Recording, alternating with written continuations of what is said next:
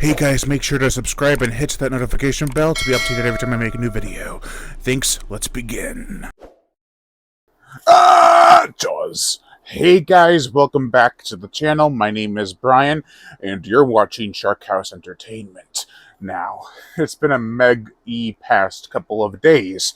I did a book unscripted review, movie unscripted review, a short for like 60 seconds of talking about Meg to the Trench, and I thought, why not expand upon that?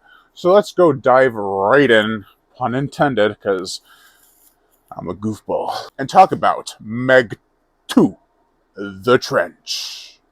I'm supposed to have my thumb out, not my... What is up? So Meg to the Trench, it's basically everything you've seen the past 5 years, including Jurassic World, Meg, Jurassic World, all compiled into one movie. It's a big summer blockbuster. It even has some dabbles of a Deep Blue Sea in there, so I'm all for it. The thing that I love the most about this movie is that it doesn't take itself too seriously. It gets right into it. People are wondering why the film doesn't have, like, Jason Statham fighting the sharks. Because that'd be a short-ass movie. Either Jason Statham would be eaten if the movie was an hour and a half of Jason Statham fighting the shark. He'd be dead. Or all three Megs would be killed, and then you'd have to focus on other stuff. Then it wouldn't really be the Meg, would it? Where would the Megalodons be? Oh, they're at the bottom of the seafloor. Jason Statham does enough in this movie to actually get a pass from me, because I think he does have scenes where he not only interacts with the monsters, but human villains, and has to get out of tight scenarios with other characters. Dujing, I forgot the actor's name, but the character is a lot of fun too. His accent is a little thick, but I think I'll let it slide because this film did something that not a lot of films are brave enough to do. That are American films, let me clarify, but this is also for the Chinese market, so you kind of see where they're coming from. But there are subtitles in this movie up the wazoo. As in up the wazoo, I mean there's more than the usual Hollywood action movie.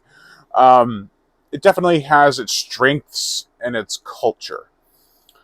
For sales. For the movie itself, I think it tries to be too many things at once. It has a villain subplot, it has the sharks, it has a kraken octopus type monster, it has these little lizard dinosaur things. I don't even know what the hell they're called, but they're cool.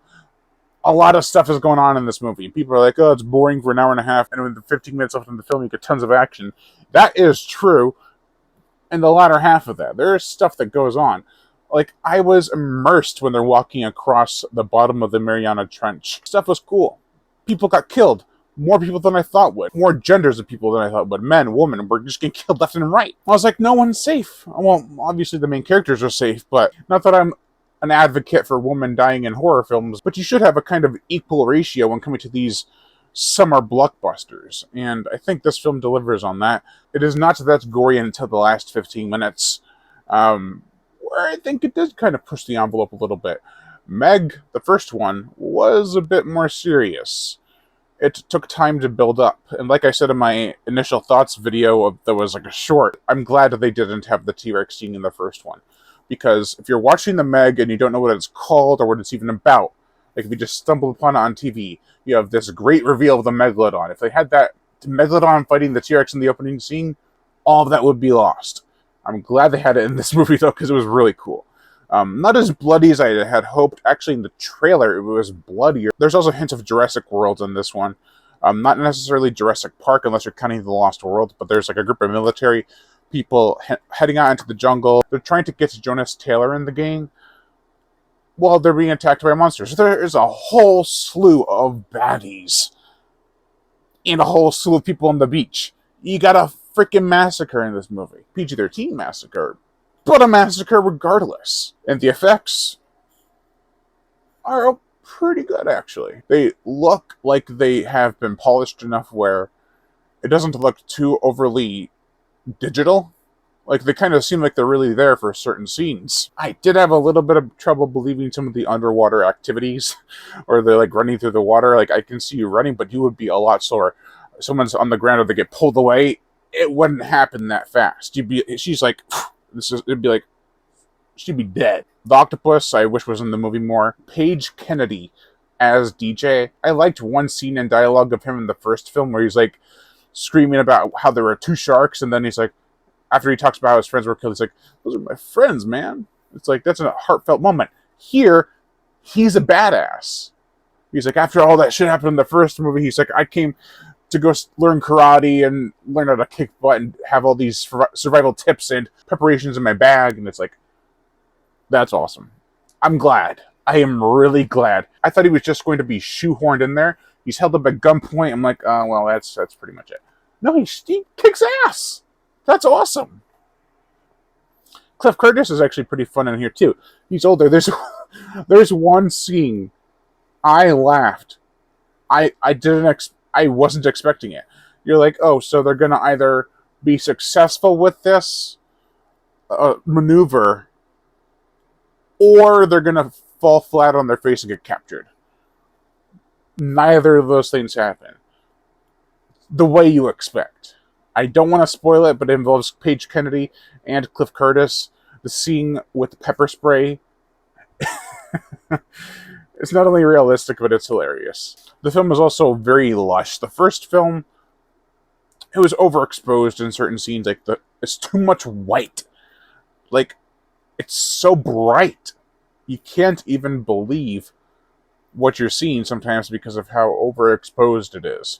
Here, there's a healthy balance of natural color, brightness, lush landscapes underwater and above. So, it works. There's also a shark, a megalodon, that you think is going to be like, oh, it's trainable. It's going to be like Blue from Jurassic World all over again. I love how they handle that. I love it. It's not like, oh, well, we have a clear answer on this. No, they don't. Of course they don't. It's not going to be solved within this movie. And if they make a third one, I will be happy because I'm really impressed with how this movie was handled. Ben Wheatley is a great director, from what I've heard. I haven't seen any of his movies, but I've heard of them and how good they are. And I feel his humor kind of came through in this movie. He's a British director, I believe, and that British humor does kind of seep in where like something happens in the background, a character screams something stupid, but it's actually kind of funny. It's kind of reminded me of Monty Python in a way, not like to the full extent, but there were hints, there were glimmers of that, and I was actually having a good time. The theater experience was a different story. The person next to me was like making these weird sounds. I think he had Down syndrome, but I'm like, great. But then the people behind me were like, the whole time something happened, huh? Wow! Oh, wow! Ha, ha, ha. Oh, wow! Oh, that's funny. Oh, wow, that was close. Kicking my chair. I'm like, stop! It was like, stop talking. And if I could come out of a movie like this entertained while all that shit happened, it's a win. Nothing against people with Down syndrome, by the way. Just to put that out there.